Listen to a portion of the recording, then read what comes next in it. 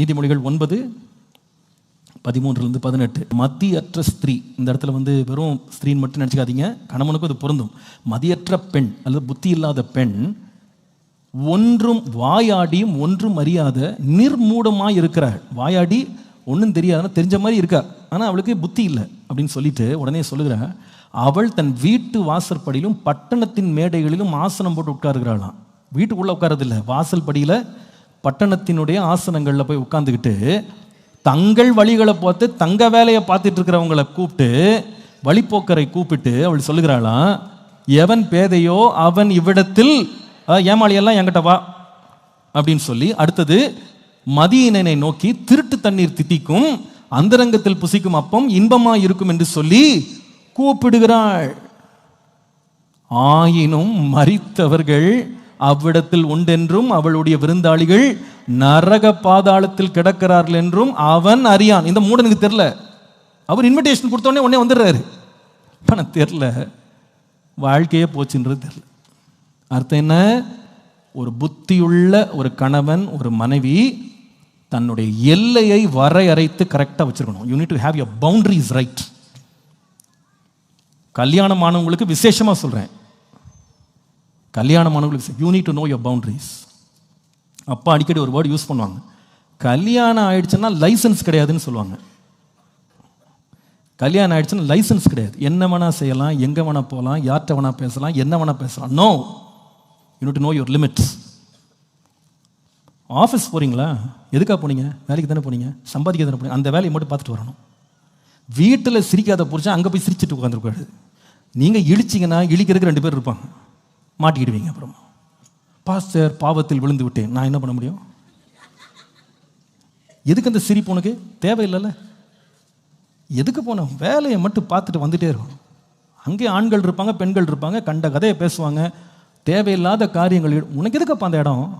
துன்மார்க்குட ஆலோசனை நிற்காத, பாவியின் வழியில் உட்காராத, பரியாசங்கார உட்கார இடத்துல உட்காரதான்னு போட்டிருக்கல, எதுக்கு நீ அங்கே உட்காந்துட்டு கரைப்பட்டேன்னா நான் என்ன பண்ண முடியும்? குடும்பத்தை நடத்துகிறவங்களுக்கு ஒரு கட்டுக்கோப்பு ஒன்று இருக்கணும் ஃபேமிலியில். சில பேர் இன்னைக்கு, பாஸ்டர் எங்கள் ஒய்ஃப் ரொம்ப ட்ரெடிஷ்னல், நாங்கள்லாம் ரொம்ப சோஷியல். ஜாக்கிரதப்பா, ஜாக்கிரதை. ட்ரெடிஷ்னலாக இருந்து பாதுகாப்பாக இருக்கிறது நல்லது, சோஷியலாக இருந்து எல்லாத்தையும் கெடுத்துட்டு உட்காந்துடாது. இன்றைக்கி சோஷியல் சோஷியல் சோஷியல் எல்லாம் சோஷியல். இப்போ கம்பெனியில் ட்ரிங்கிங் பார்ட்டி, என்னென்ன பார்ட்டியெல்லாம் வச்சுக்கிட்டு அங்கே போய் சுற்றிட்டு வந்துட்டு இங்கேயும் திருவிருந்தில் உட்காராத, குடும்பத்தை நாசமாக்கிடுவீங்க. கேர்ஃபுல்லாக இருக்கணும். மாடர்ன் சொசைட்டி, கான்டெம்பரரி வேர்ல்டில் நாங்கள் இருக்கோம், நாங்கள்லாம் புதுசாக ட்ரெண்டியாக இருக்கோம். மூடத்தனம் இது, மூடத்தனம். வேலைக்கு போகிறீங்களா? உங்கள் ட்ரெஸ்ஸிங் கரெக்டாக இருக்கணும். கல்யாணமானவங்களுக்கு சேர்த்து சொல்கிறேன், your dressing must be perfect. It should not invite unnecessary guests towards you. உங்களை பார்க்குறவங்களுக்கு தவறான எண்ணங்கள் வரக்கூடாது, அந்த மாதிரி ட்ரெஸ் பண்ணணும். ஆண்களுக்கு சொல்கிறேன், பெண்களுக்கு சொல்கிறேன். வேலைக்கு போகிற இடத்துல ஒழுங்காக போங்க, ஒழுக்கமாக இருக்கணும். நான் ஒரு குடும்பஸ்தன், நான் ஒரு வீட்டை நடத்துகிற ஒரு புருஷன், நான் ஒரு குடும்பத்தை நடத்துகிற மனைவி, ஒழுக்கமாக இருந்துட்டு பரிசுத்தமாக வாழ்ந்து குடும்பத்தை நடத்தி பிள்ளைகளை பத்திரமா பார்த்து கடைசியில் தேவராஜ்யம் போகிற வழியை பார்க்கணும். சும்மா சர்ச்சுக்கு ஒரு நாள் வந்தேன், இங்கே ஒரு வேஷம், ஆஃபீஸில் ஒரு வேஷம், இங்கே ஒரு ஆட்டம், ஆஃபீஸில் ஒரு ஆட்டம்லாம் வச்சுக்கிட்டு இருந்தீங்க, உங்களுக்கு நான் ரொம்ப பரிதாபப்படுறேன்.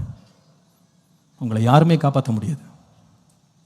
சில பேர் I have a broad mind pastor, எங்கள் அப்பா சொல்லுவாங்க, இந்த ப்ராட் மைண்டெல்லாம் ஃப்ராட் மைண்டுன்னுவாங்க. ப்ராட் மைண்டு, உனக்கு ப்ராட் மைண்டா? தேவனுக்கு பயந்து நடக்க பழகு. ரிலேஷன்ஷிப்ஸில் you need to know how to handle people. நம்மகிட்ட எத்தனையோ பேர் பேச வருவாங்க, என்ன விஷயம், என்ன வேலை, வேலையை பார்த்துட்டு போயிட்டே இரு. என் பர்சனல் விஷயத்த உனக்கு எதுக்கு நான் சொல்லணும்? நீ எதுக்கு அந்த கேள்வி என்கிட்ட கேட்கணும்? அவசியம் கிடையாது, நான் சொல்ல மாட்டேன். Put a limit. உன்னுடைய ஆஃபீஸில் எதிர்ப்பாளர் சிரிச்சுக்கிட்டு வர்றாங்கன்னு நீ சிரிக்கக்கூடாது.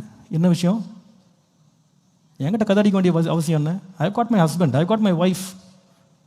உங்கள்கிட்ட சிரித்து விளையாடுறதுக்கு தேவையே கிடையாது. I have my family, stay அவே.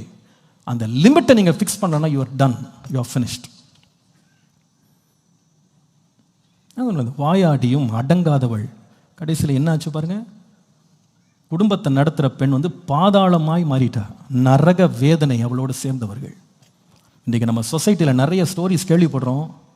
விசுவாசிகளும் ரொம்ப எச்சரிப்பாக இருக்கணும். எங்கே வேலைக்கு போனாலும், எங்கே படிக்க போனாலும், நம்ம வேலை என்ன, அந்த வேலையை மட்டும் செஞ்சுட்டு வரணும். கர்த்தர் நம்மை பார்க்கிறார். மனுஷன் முகத்தை பார்க்குறான், தேவன். இந்த கல்யாணம் ஆயிடுச்சுன்னு சொல்கிறாங்க. ராத்திரி 12 மணிக்கு ஒரு ஃபீமேல் ஸ்டாஃப் வந்து கால் வருது. 1 hour பேசிகிட்டு இருக்காங்க. என்ன பேச்சு? ஆஃபீஸ்னால் ஆஃபீஸோடு இருந்துக்கோ. இல்லை, அவங்களுக்கு ஃபேமிலியில் ஒரு ப்ராப்ளம். உன்னை யாருப்பா லாயராக வச்சா? லாயராக படித்தா நீ லாயரா ஜட்ஜா? அவங்க கதை உனக்கு எதுக்கு? அவங்களுக்கு அவங்க குடும்பம்னு ஒன்று இருக்குல்ல, அவங்க அப்பா அம்மா இருக்காங்க, சொந்தக்காரங்க, அவங்க பார்த்துக்கிட்டோம். நீ இப்படி வந்து ஃபயர் இன்ஜின் மாதிரி எப்பவுமே நம்ம ஒரு ரெஸ்கியூ மோட்லேயே இருக்கக்கூடாது. எல்லாருக்கும் நிறைய பேர் ரெஸ்கியூ பண்ணுறேன் இவங்களும் ரெஸ்கியூ பண்ணுறக்கு ஆள் வர போக வேண்டியதாகிடுச்சுப்போம். அவங்க ரொம்ப பிரச்சனையாம், அவங்களுக்கு ரொம்ப பாடம். ராத்திரி 12 மணி 1 மணிக்கு ஃபோன் மறைச்சி ஒழிச்சு வெளியே ஓடுறது, ஃபோனை தூக்கிட்டு. கணவன்மார் மனைவி மாதிரி இப்போ ஆஃபீஸில் ஒரு பையன் ரொம்ப அவசரமாக, நீங்கள் தான் எனக்கு ஆறுதலே, நீங்கள் தான், கேர்ஃபுல்லாக இருந்துக்கப்பா, உன்னை பார்த்து நாங்கள்லாம் பரிதாபப்படுற மாதிரி ஆயிடக்கூடாது. ஒழுக்கமாக வாழ வேண்டியது அவசியம். அவங்க தான் ஞானம் உள்ளவர்கள். தங்கள் அறையை கட்டிக்கிட்டு கேர்ஃபுல்லாக இருக்காங்க. ஒரு ஊழியக்காரனா அடிக்கடி இதை பற்றி நான் சிந்திக்கிறேன், நான் யோசிக்கிறேன். ஏன்னா பல ஆயிரக்கணக்கான குடும்பங்களை கர்த்தர் கருத்தில் கொடுத்துருக்காரு. பல ஆயிரக்கணக்கான வாலிபர்கள் கையில் இருக்கிறாங்க. Stay within the limits. That's thing I teach and I learn by God's grace. கர்த்தருடைய கிருபையினால் அதை பாதுகாத்துக்கொள்ள கர்த்தர் கிருபை கொடுத்துருக்கிறார். அதனால தான் ஊழியம் செய்ய முடியுது. அல்ட்டா you are done, you are finished. என்ன அபிஷேகம் இருக்கலாம், என்ன கிருபை இருக்கலாம், வரங்கள் இருக்கலாம், ஆண்டவரே இந்த கிருபையில் கடைசி வரைக்கும் என்னை காத்துக்கிடுங்க நான் சொல்கிறது. எல்லா இடங்கள்லையும் எப்பொழுதும் நான் வீட்டில் கூட சொல்லுவேன், நான் கல்யாணங்களில் சொல்லுவேன், ஃபோன்லாம் வந்தால் வீட்டில் வந்தால் ஒன்லி ஆன் ஸ்பீக்கர் மோட்.